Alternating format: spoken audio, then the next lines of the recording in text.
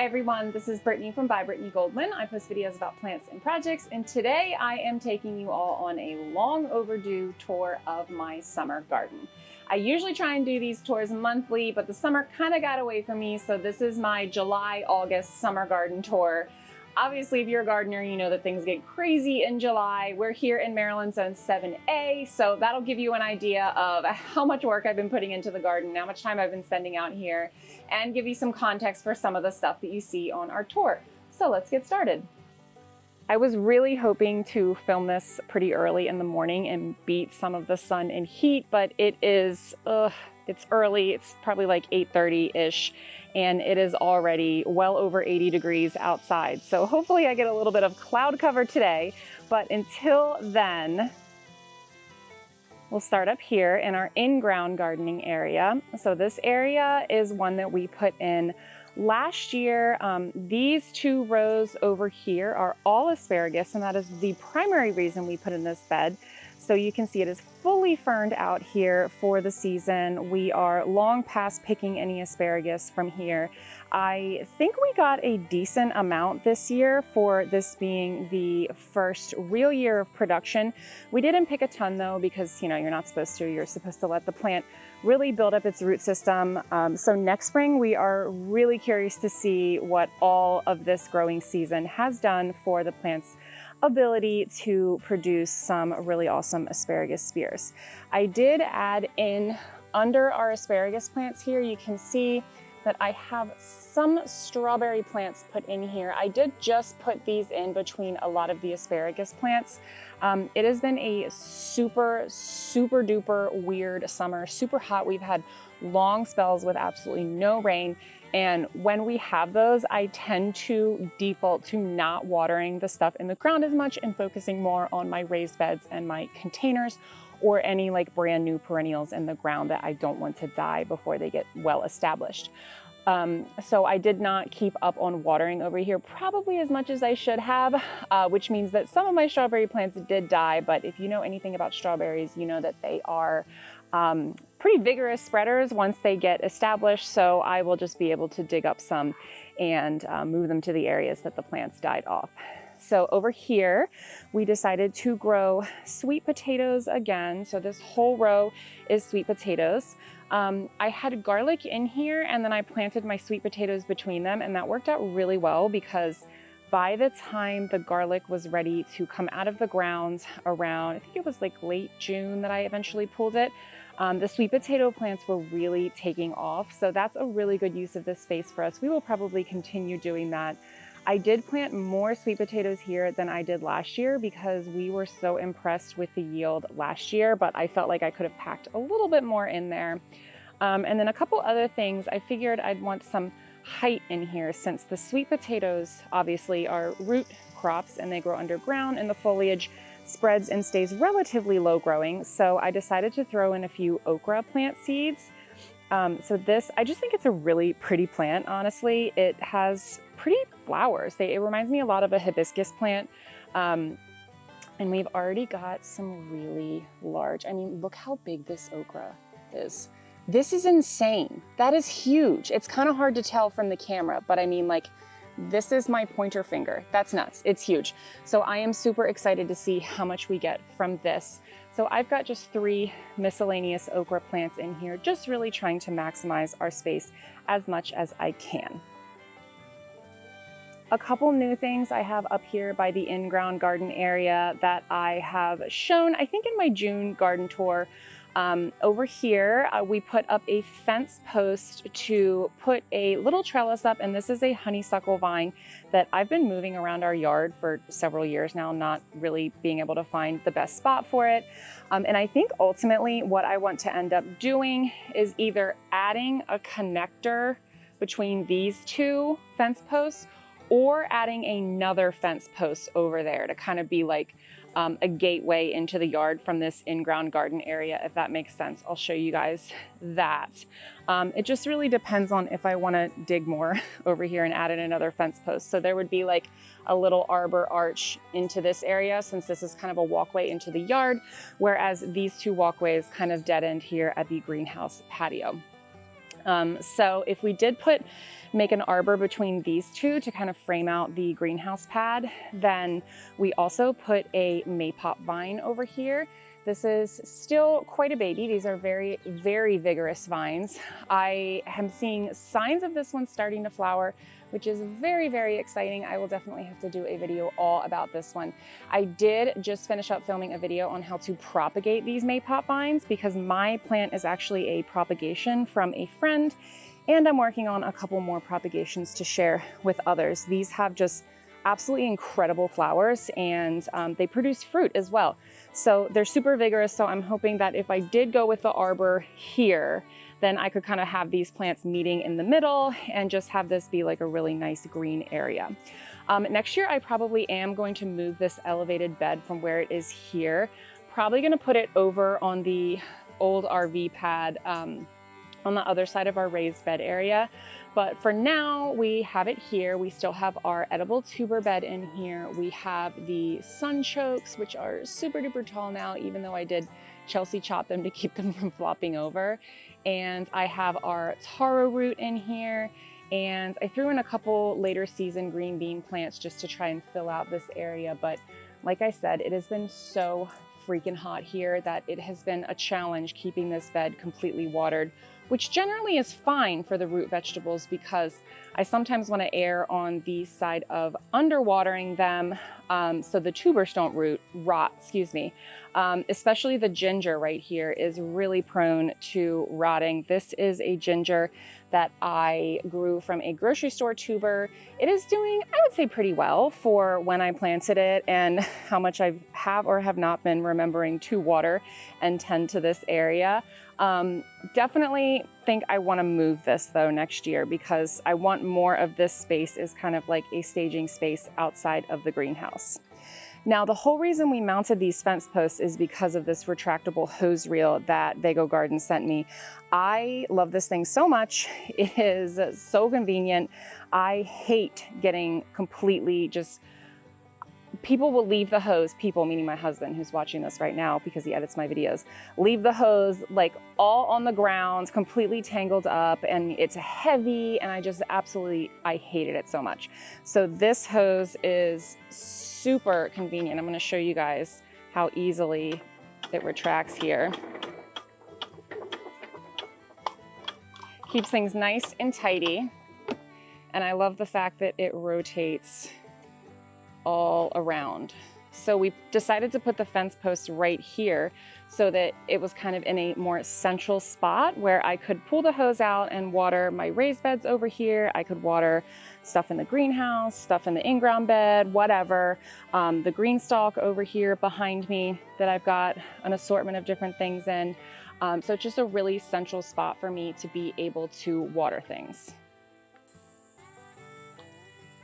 Over here along the fence just kind of seemed like dead growing space last year, so I put a lot of zinnias in this area. You know, they never really took off this year. I did put zinnias here again this year, and they never really took off. The sunflowers are doing okay here. I've got a random lemongrass plant in here. So I'm kind of trying to figure out exactly what I want to do with this space long term. I think I might want to put something that's more perennial there so I don't have to deal with this area every year. And then along this area, I also threw in some of my extra tomatoes, which these were either my extras or they were propagations from my plants that I started early. They are doing pretty well. I have a pepper plant here that is covered in bloom, so I'm hoping to get some really good production from this pepper plant, even though it is a little late in the season. Hopefully it'll stay warm enough for long enough. My super sad watermelons, I won't say that I regret growing watermelons again this year, but man, they really aren't doing anything. I've got this single watermelon here that I'm really not sure if it's gonna make it. I should probably put something under it here. But yeah, I'm happy to just see one. I probably will use this space for something else next year, maybe squash or something. But generally, this has just been my kind of ignored area of the garden. I really like how the marigolds look though, and I think I want to do like a whole perimeter of marigolds next year. Over here, we've just got one of my tall, beautiful sunflowers. These are Henry wild sunflowers. I absolutely love them. I grow them every year. They're really awesome statement sunflowers that grow super tall but don't really flop over because of how branching they are, which I really love. This one is completely unsupported and has made it through a number of really awful storms this season with super high winds, because that seems to be the only time we get rain here. And then this is a hibiscus, a roselle hibiscus bush. I have a number of these all around the yard. The leaves are completely edible. They're super sour and they taste like sorrel. And this plant produces teeny tiny flowers, but some really useful calyxes after they flower that they contain the seed pods. There aren't any on this plant to show you guys right now, but I like to harvest them to make teas out of. So I decided instead of buying a bunch this year, I would try my hand at growing them. This bush does not get 100% sun, so it isn't doing as well as some of the other bushes that I've already been able to harvest some calyxes off of. So I'll definitely want to do a video about that process, because I had a really hard time finding information about growing this type of plant where I live here in zone 7A, since it is an annual plant. Okay, now moving over into our raised bed area. First, I want to touch on this area up by the house. I'm really pleased with how this area has filled out this year. Last fall, I planted the thyme on either end, rosemary bushes, perennial sage, and then this yarrow in the middle, because I wanted this to be like a completely herb perennial area, and everything has filled out really, really well. I do have one zinnia plant here, but this is a purple coneflower underneath of it that I'm hoping will be mature enough next year to just completely fill out this whole area.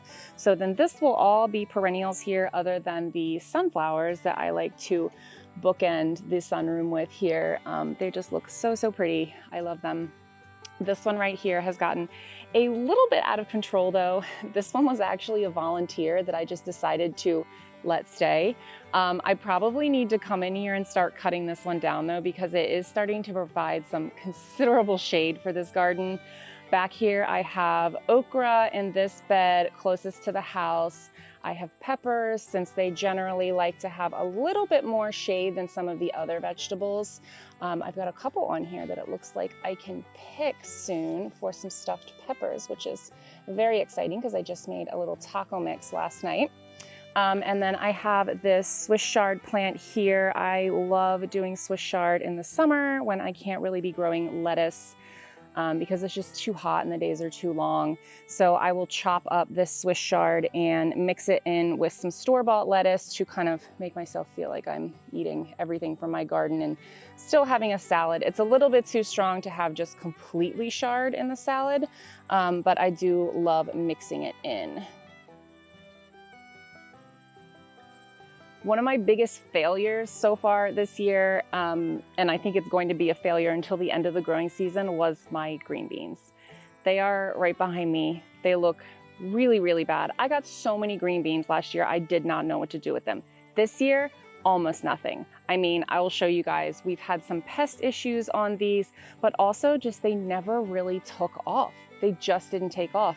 I waited and waited and waited, and we had such a long, cool spring and then such a hot, dry summer that I fear my planting timing with my green beans just did not work out this year, which is a little disappointing because I love eating them fresh. I love preserving them. I love keeping them. So, you know, we'll try again next year. Maybe I'll try to grow them in another area next year and see how they do. But what did do really well on our cattle panel trellis this year was our little party time cucumbers. The plant is very much nearing the end of its life right now. It is just kind of showing all those signs of things cucumbers show signs of when they are getting to the end of their production. This plant has produced more cucumbers than I can count. One thing that has done really well here on this arbor trellis is our cucumbers. So you can definitely see all of the signs of cucumbers nearing the end of their productivity and their growing season, the drying leaves, all of the different things that can happen to cucumbers later in the season. So they don't look great now. They still have a couple cucumbers hanging on up here that I'm kind of waiting to get a hair bigger before I pull them. But otherwise, I am about to pull this plant. I was actually waiting to pull it until a day where it's a little bit less overwhelmingly hot than it is today, and it has been this week. And then in here, I did succession plant a cucumber, and I also added a squash here. I'm not really sure if these are going to take off or really what this bed's going to be doing, or if this will just end up becoming maybe one of my early fall planting beds that I put some things in for our fall garden, because I have already started lots of different cabbages and I'm excited to get those into the ground. Over here, we have a big old tomato mess. Lots of tomatoes on here, lots and lots of tomatoes, lots of green tomatoes, not a lot of ripening tomatoes. This is something that I have seen a ton of people complaining about, not just in my grow zone, but in all sorts of different grow zones. The bad year for tomatoes. I wouldn't necessarily say it's a bad year for tomatoes. What I would say is it's a weird year for tomatoes. I have gotten a lot of cherry tomatoes, and at this point it is mid-August. I've probably gotten, I would say, like maybe 20 Roma tomatoes. This time last year, I could not keep up with the tomatoes. So I think it's just a different growing year. I'm confident that these plants will start to turn the tomatoes. It's just, again, with that long, cool spring we had and the super, super hot, super dry summer, it's been a challenge growing tomatoes this year. But as you can see on my plants, I have tons of green tomatoes on here. The plants are, for the most part, very healthy. So I'm just kind of waiting on these to start ripening. Some of these are very large too. I'm super excited to get these off the vine once they start blushing and let them ripen and then preserve them.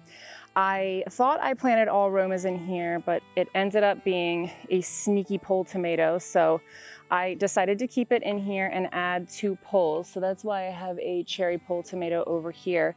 It was a sneaky pole tomato, but it was a sun gold, which is pretty much the only kind of tomato my daughter eats. So I was happy to keep that one.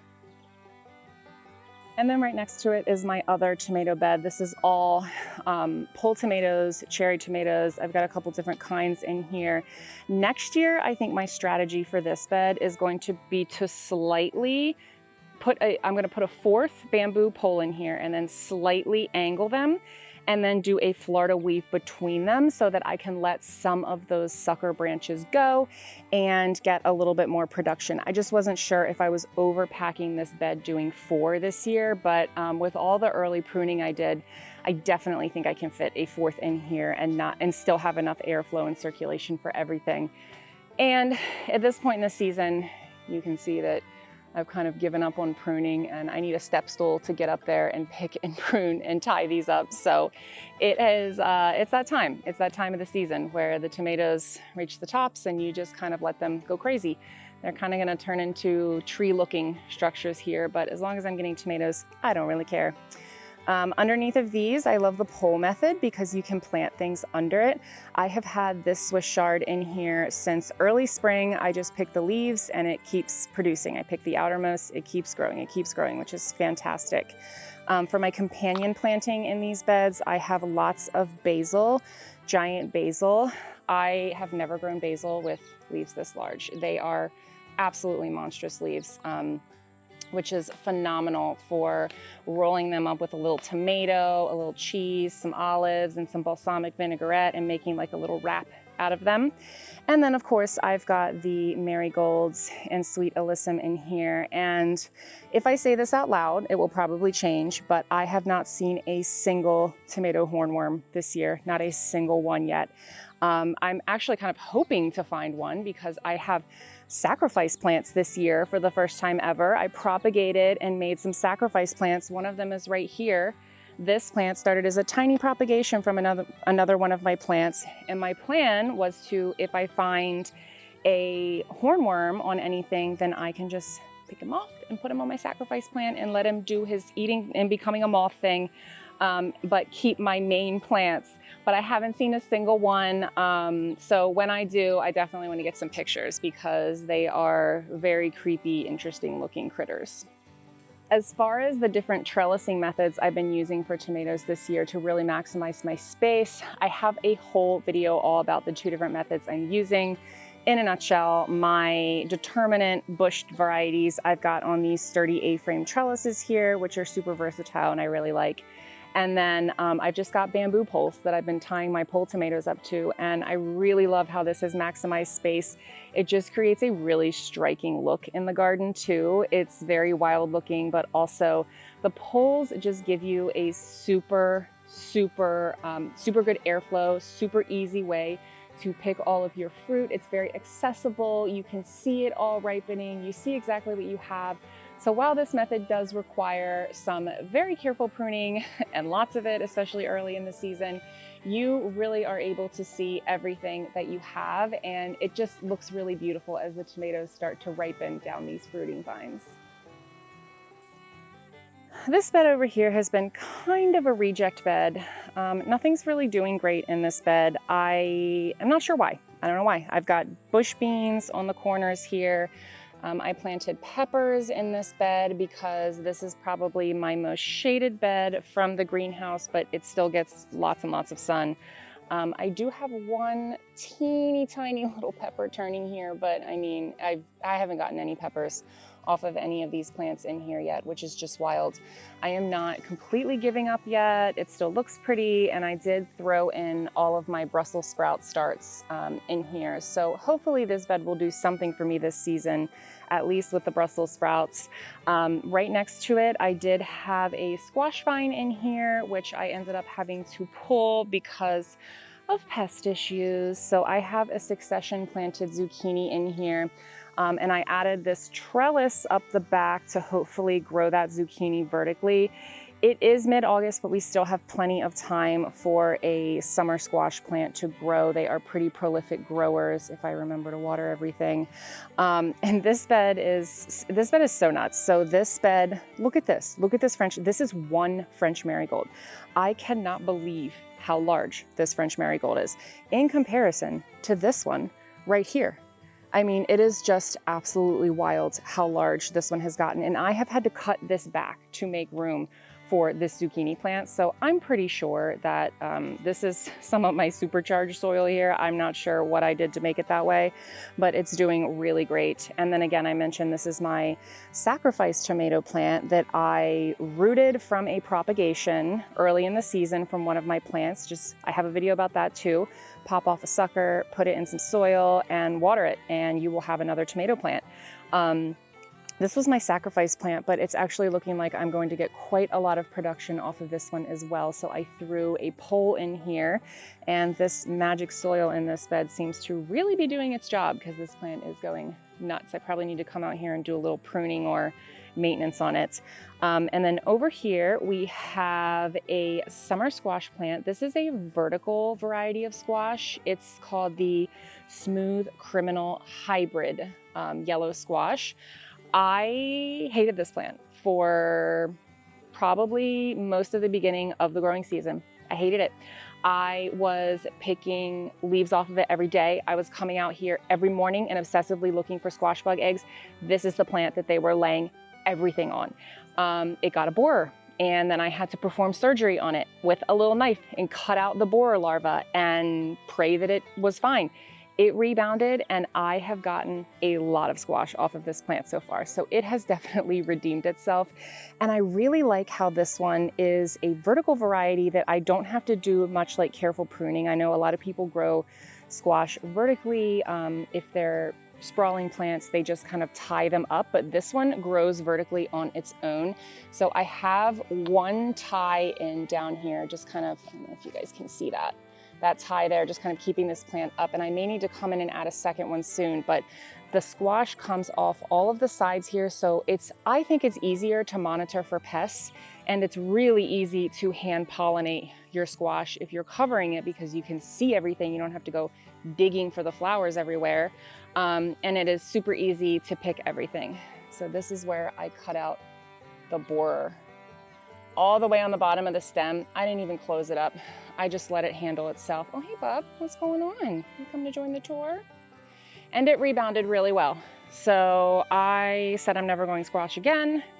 I never grow squash because it's so high maintenance, but this one has pretty well redeemed itself.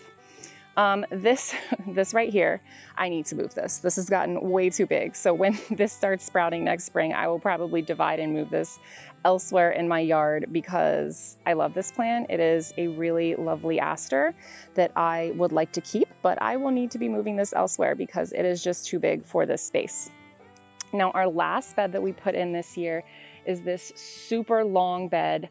I definitely think that this bed, I wouldn't say it struggled along its first year, but obviously with a first year bed, I temper my expectations because, you know, the soil hasn't been improved for many years, but I would say off to a slow start, it has started to redeem itself. So I have a whole video about how to fill large raised beds from scratch that goes over how I filled this bed using lots of different types of organic matter, not just soil. And I am starting to get some really good tomato production on this. So I have a bunch of Roma tomatoes here. The Swiss chard has really taken off. I need to come in here and trim some of this down, tie up some of these tomatoes. The winter squash I have here, it has not produced a ton, but that's okay because I just threw a free seed in here, honestly, to see what would happen. I have one really lovely winter squash back here. So as long as my free seed gives me one winter squash, I am happy about that. I have a lot of my eggplants in here, which I have been just battling awful flea beetles this summer. Didn't have a single one last summer. This summer, it's been probably my worst pest, even worse than squash. So we got a lot of really early in the season eggplants, but we haven't gotten a ton more after that. And then on the end here, I have a tomato plant that was really slow to take off. This is an heirloom tomato plant. I forget what variety. I know I have it somewhere. I have it labeled, but I do not remember what it is, sadly. But I have lots of green tomatoes on here. Oh, I have one that is oh, I am glad you're here so I can show this little shit. Look at that. Look at him. Hate that for me. This would have been our first tomato on this plant. And this, my friends, is an example of why I am a big fan of picking plants or picking fruits at the first sign of blush. So this one has a first sign of blush on the bottom. If I would have caught that before the worm caught it and brought it inside to ripen in a bowl in my house, this damn worm wouldn't have gotten it. But I didn't pick it. So I don't like letting my fruits ripen on the vine for that reason, because you just never know what pests are going to get to it. And I don't know about you, but I would rather eat my tomatoes and maybe sacrifice like a teeny tiny bit of flavor than have pests eat them all, because this is disgusting. Okay, now that that is taken care of, we are going to head to the back of the yard and then work our way back up. So first, we're going to talk about some of the fruit trees we have. This is the second year with this plum tree. Really happy with its growth so far. We are seeing some great progress on this one. It has pretty much doubled in size this year. Back here, we have a pawpaw tree. Now, this was just a tiny little whip when we got it. And it started producing some really great foliage, and then the groundhog came out and pretty much ate it down to nothing. So I put this tomato cage with some tulle fabric around it to help it kind of get as much growth as it can possibly get, so that it can get tall enough that the groundhogs will not be able to reach all of the foliage. There's another pawpaw on the other side, same general approach with that. Covering it so that it can't be eaten. And then this bed back here, this is a very sad hydrangea that I moved from elsewhere in the yard. And then I've got just lots of random stuff back here. Long term, I would really like for this to be all perennial, mostly native plants. I put this new goldenrod back here this year. I put some New York ironweed back here. I've got some mountain mint, which is one of my favorite perennials. This large hydrangea here. This is not a native hydrangea, but it is very beautiful. And then I've got some milkweed back here. No signs of caterpillars on it yet, but I am really hoping it happens soon because I've seen quite a few monarchs flittering around. And I've got some lavender. I popped some rhubarb back here too. Now this is just wild. It shows you what a difference, like sometimes you just have no idea why something is or is not doing well. So this rhubarb is doing amazing. I mean, look at this thing. It's huge. It's doing awesome. It's got these gorgeous stems in here that we're going to be able to harvest. But then you look right next to it and you've got the saddest rhubarb in the world. So obviously it's not happy here. Nothing has been eating it. It's right next to the other one. The only thing I can think is that maybe it gets a little bit more shade, but it doesn't get that much more shade. So I might move that one. And then I've got under the red bud here, some really, really sad looking perennials that look dead. They're not. This isn't a stilby. There's a native fern back there. This is the golden ragwort. Like I said, it's been rough this year putting in new plants. It's been difficult keeping up with the watering.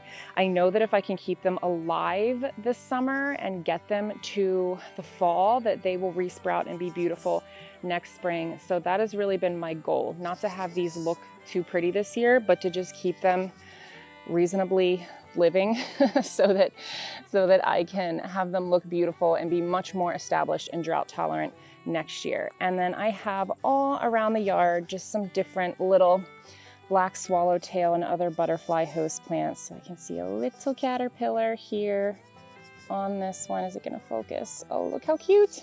He's so cute. So parsley is a host plant for the black swallowtail caterpillar.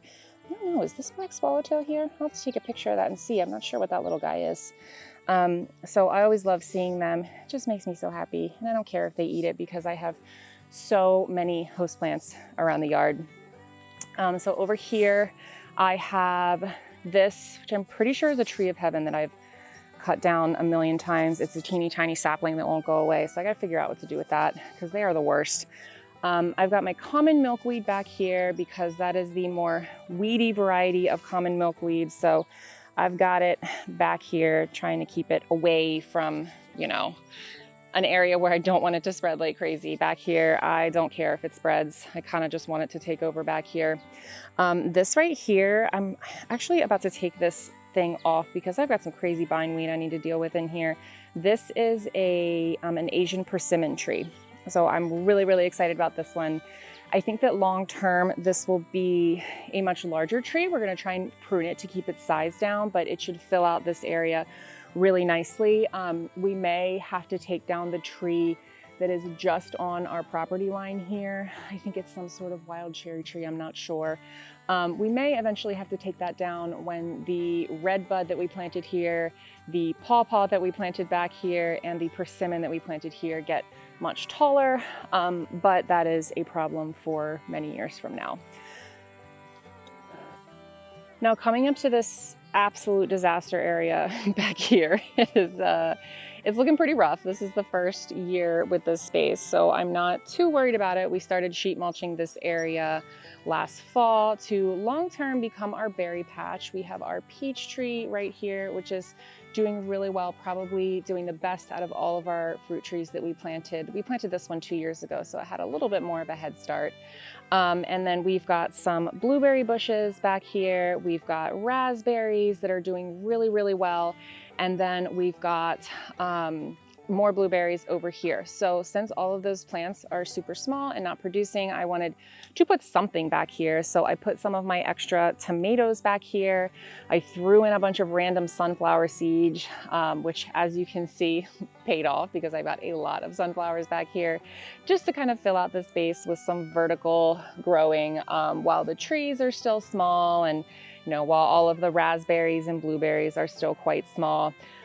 Some of these blueberries, man, they are struggling to make it through this first season. But again, my goal is to just hope that I can get some of these perennials through this super dry year so that they will be more established and more tolerant next year.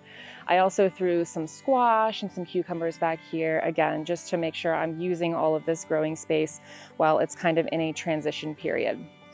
Now up here, I've just got an assortment of different native plants, of different perennials. I love this perennial sunflower, but even though I Chelsea chopped this one, it is still so floppy. I don't like how much I have to maintain it. It's sticking up where it's kind of grown into the cattle panel here, which is great, but it does get kind of floppy, which sucks because I've got a blueberry bush down here that really needs the light. So I may dig this one up and move it next year. I may just try and contain its size by pruning it. I'm not really sure. Again, that's probably a next spring problem.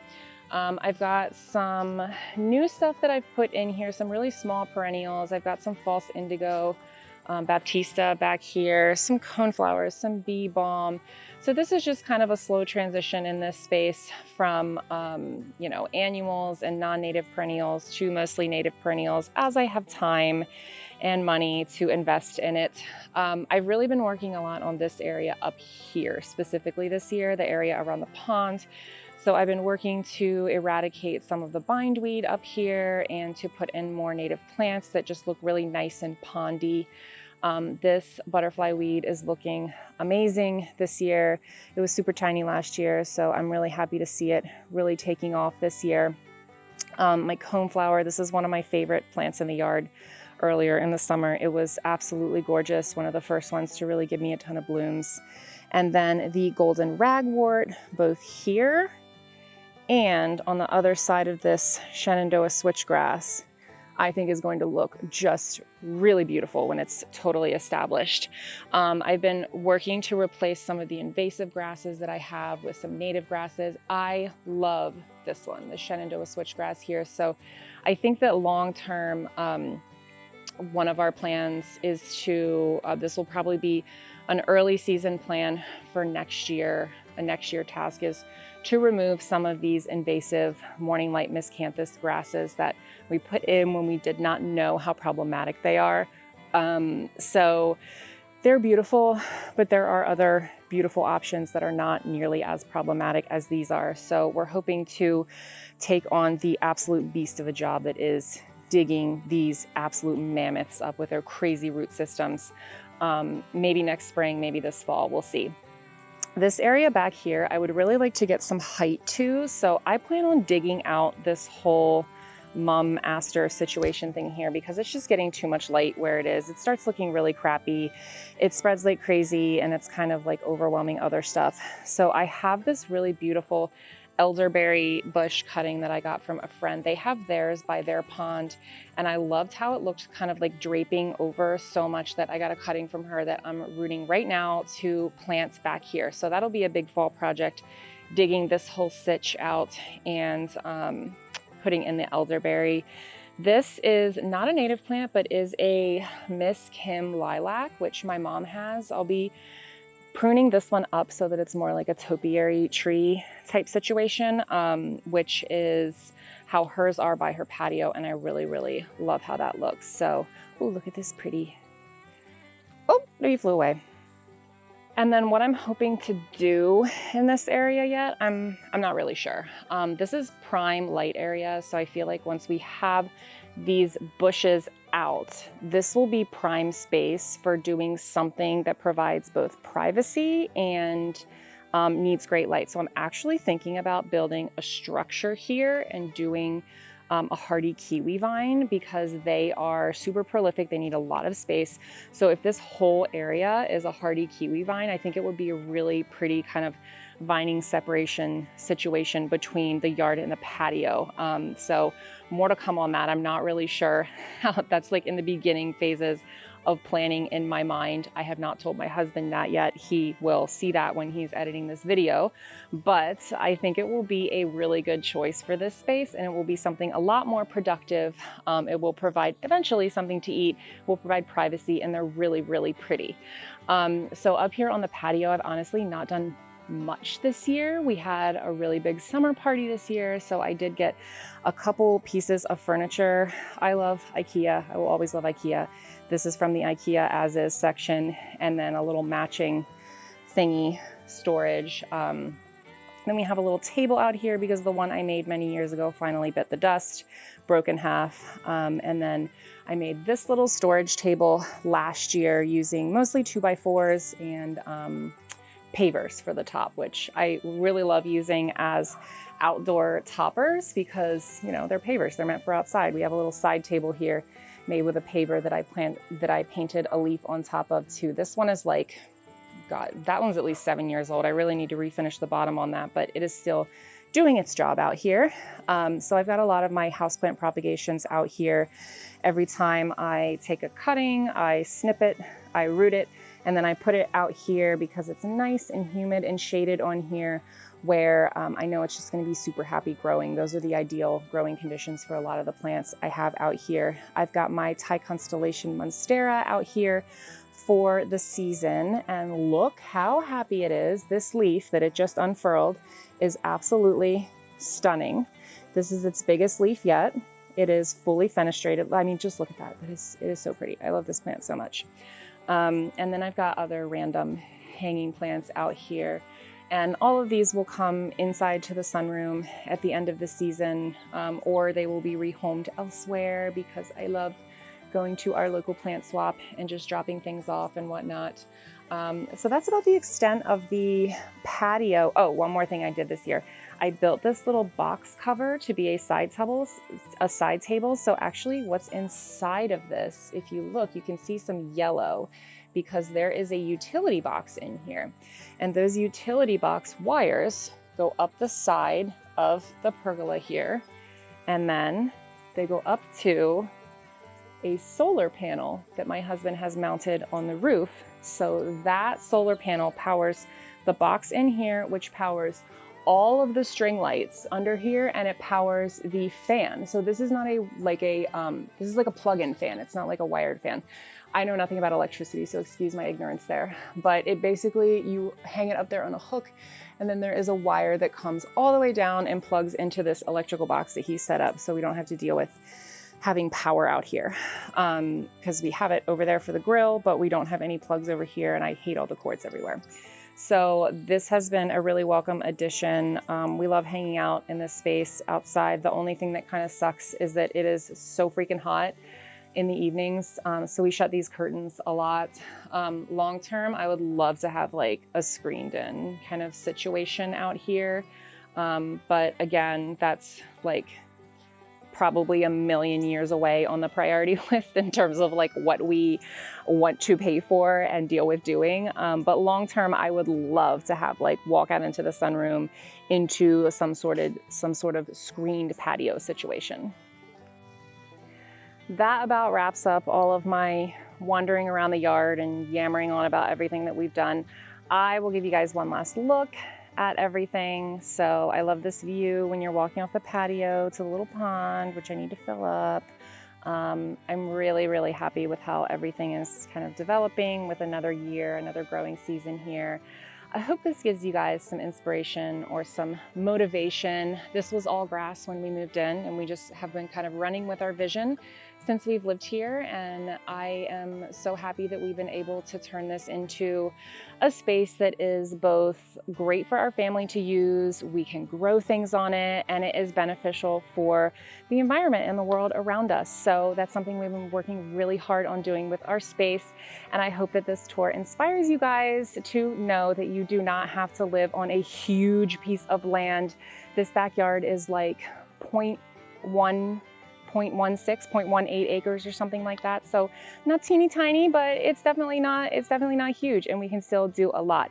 So I hope that this inspires you guys to make a couple changes in your yard. I hope that there is something that you found interesting or beautiful in this. And until my next tour, which will probably be in the fall, we'll see. I may skip September. We'll see what the temperatures are doing and what I'm getting around to. But until then, happy planting.